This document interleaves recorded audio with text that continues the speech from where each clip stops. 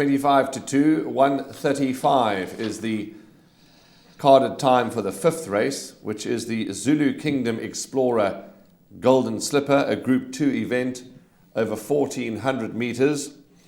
It is the first leg of the first jackpot, where there is a 200,000 Rand carryover, and the likely pool is 3 million Rand.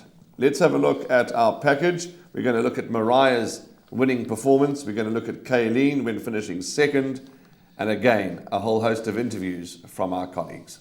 Inside, 200 meters to go. Ethiopian Queen now tackled by Mariah. Mariah now putting in a big claim. Angelic Fort's on the outside, but not even a roadblock would have stopped Mariah today. Mariah bolts in for an effortless victory. Ethiopian Queen second, Angelic Fort, and then came Cashew in fourth.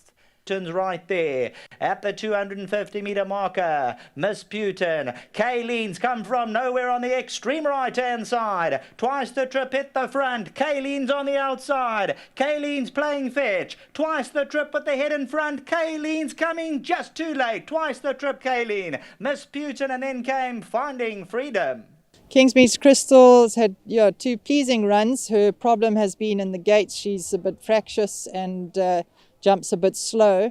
We have done some work with her. She's a filly that's shown us ability at home, and if things go right, I'm sure she can run into the money. Finding Freedom, she ran a cracker first time out in the Devon Stakes, Sheldon. Very green. She's come on quite a bit. I'm expecting her to be very competitive in this race, barring that she isn't too green still.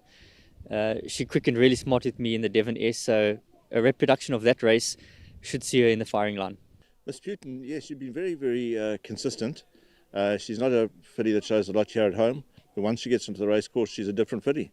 Her last run was very good in a small feature. She's come along from that run. Just a pity with her, she's drawn in the bush, but we take our chances from there, and she's working well. Yes, Civil Rights also ran in the same feature. She's also drawn badly on Saturday, but as I said, we'll take our chances. Just pulled a little bit hard in her last run and didn't finish off the race like we know she can. Been working very well, and Serena's very happy with her, so we're expecting a big run from her as well. On to race number 5 for the juveniles, and we know the juvenile races can be rather tricky, and when you dissect this race, there's a number of horses who've got that come on look about it, but there's only one horse when it comes really down to the crunch that there's been a lot of talk and market support for, and that is number 8, Desert Miracle.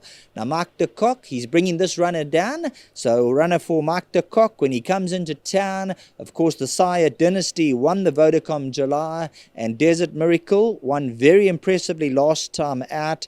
Could be very talented, and I think opened up 5-1 and around 14-10. So for all the pundits out there, a lot of talk. Number 8, Desert Miracle, and hopefully this one brings home the goods for all the punters as we go back to the studio.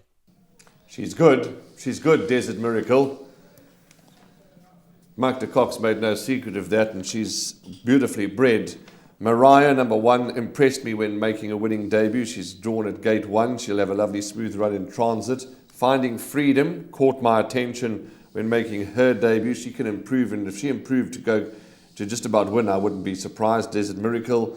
And another one that impressed me on debut, Graham, was Mbewu, the chestnut filly by William Longsword for Sean Terry, Hollywood Syndicate, and Niall Hewitson. Yes, they're drawn out deep.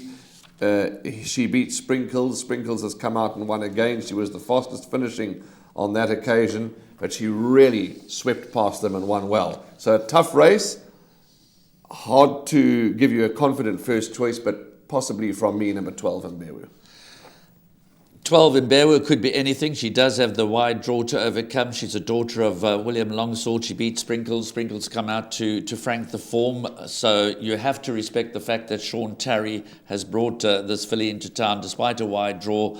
Obviously, the Lyle Hewitson and Sean Terry combination would be fantastic to see Hollywood Syndicate have a Group 2 winner on Vodacom Durban July Day. I do believe they've all got number 8 Desert Miracle to beat. You know, she ran second to Heaven's Girl in the nursery as a maiden, showed her class in that race, and stepped up after that to comfortably win a maiden over 1,400 meters. So she's tested over this trip Obviously, she comes into town. She's never seen Hollywood Bets Gravel before. Mike de Kock's only runner for the day, short-priced favourite, must be the one to beat. It does potentially shape up for the smaller punters as a pick six and jackpot banker. You've mentioned Mariah. She's the half-sister to Mary O. Kayleen, plenty of racing experience, good form over the trip, good form at the course. Finding Freedom, as you've mentioned, any amount of scope for improvement. That was a very, very good debut, and she could turn the tables on all of those around her in the Devonair Stakes when she ran fourth behind Twice the Trip. She did have Kayleen in front of her. She is now 4 kilograms worse off, and Kayleen has got a good draw. So she might get closer to Kayleen, but find it tough to reverse the order with Kayleen. But certainly with Miss Putin and others in the race, she's certainly got plenty of scope for improvement. So it's a tough race because these 2-year-olds, we often get upset results in the 2-year-old races on Vodacom Durban July Day, but I think it's fair to say that Desert Miracle is going to prove tough to beat. Warren's in the camp of Mbewu. She has class, she has any amount of scope for improvement, and Kayleen has all of the right experience.